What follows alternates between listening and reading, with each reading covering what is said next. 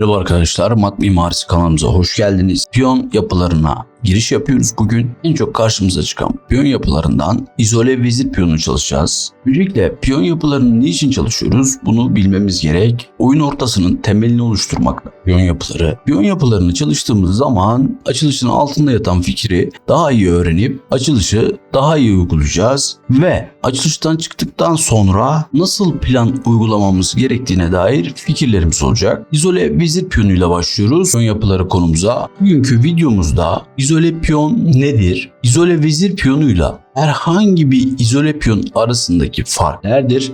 İzole vezir piyonuyla oynamanın avantajları nelerdir? Eğer rakibimizde izole vezir piyonu varsa nasıl bir plan uygulamalıyız? Hangi açılışların devam yollarından izole vezir piyonu oluşur?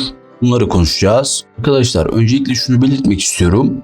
İzole piyon zayıflıktır. Ama izole vezir piyonu için aynı şeyi söyleyemeyiz. İzole vezir piyonunun bizlere sunduğu birçok fırsat var. İzole piyon komşu dikeylerde ona destek olacak piyonu olmayan yalnız piyon demektir. Örneğin burada B4 piyonu komşu dikeylerde onu destekleyecek piyonu yok. Bu yüzden rakip taşlar için kolayca hedef ve kolaylıkla rakip tarafından kazanılabilir.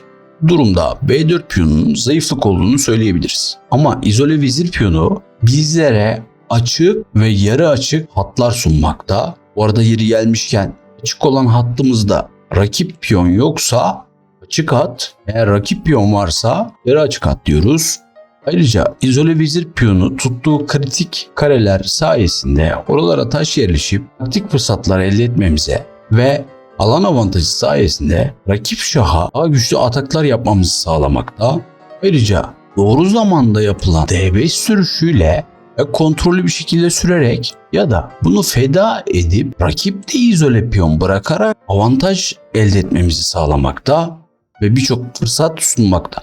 O yüzden şunu söyleyebiliriz. İzole vezir piyonu zayıflık değildir. Hatta dünya şampiyonlarından Kasparov gibi taktik ağırlıklı oynamayı seven oyuncular izole vezir piyonuyla oynamayı tercih etmekte. Ama oyun sonu kuvvetli olan oyuncular izole vezir piyonunu çok fazla istememekte. Çünkü izole vezir piyonu oyun sonuna kalındığında zayıflık olarak başımıza dert olmakta.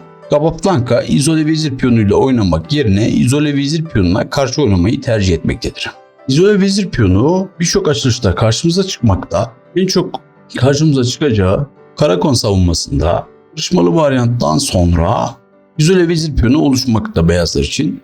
Vezir gambitinde de birçok varyantta izole vezir piyonu oluşmakta. Özellikle merkezdeki kırışmalardan sonra bir taraf izole vezir piyonla kalmakta. İspanyol açılışının devam yollarında da izole vezir piyonu oluşur.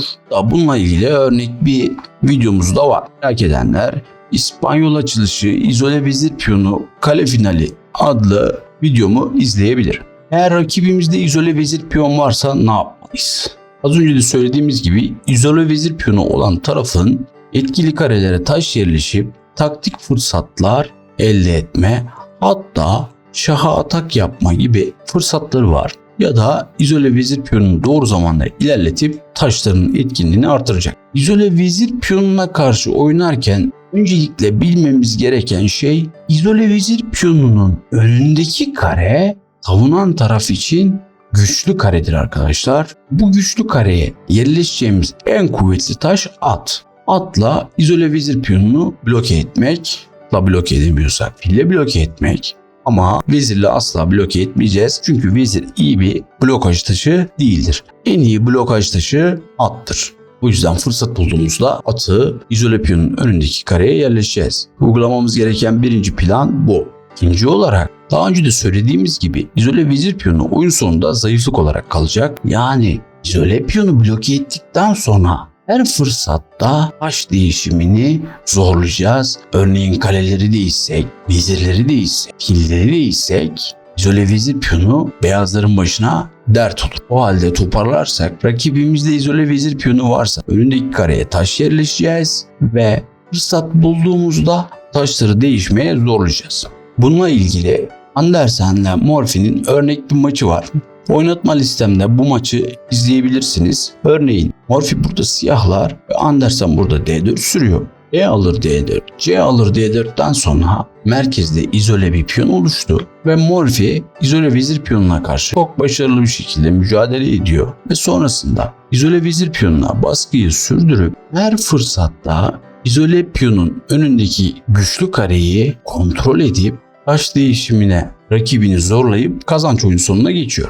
Peki izole vezir piyonu bize nasıl avantaj sağlıyor? Örneğin burada olduğu gibi vezir gambiti varyantında merkezdeki piyon alışverişlerinden sonra izole vezir piyonu oluştu. Beyazların taşlarının aktif olması çok önemli ve burada da görüldüğü gibi çift taşlar sayesinde beyazlar şah kanadına güçlü ataklar yapıp kazanç elde edebilir. İzole vezir piyonu bu kadar basit bir videoda anlatılacak bir konu değil. Üzerine binlerce sayfa kitaplar yazılmış bir konu. Sadece giriş yaptık. İlerleyen videolarımızda izole vezir piyonuna yönelik çalışmalarımız devam edecek.